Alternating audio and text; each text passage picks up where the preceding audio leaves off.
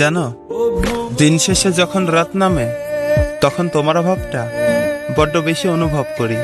সারাটা দিন হয়তো কোনো মতে কেটে যায়, কিন্তু এই নিস্তব্ধ অন্ধকারে আমার ভেতরটা কেমন যেন এক অদ্ভুত বিষাদে ভেজে যায়। মনে হয় কত শত বছর, কত দিন রাত তোমাকে দেখি না। একটা মানুষের শূন্যতা যে কতটা হাহাকার তৈরি করতে পারে তা হয়তো আজ তোমাকে ছাড়া আমি প্রতি মুহূর্তে বুঝতে পারছি।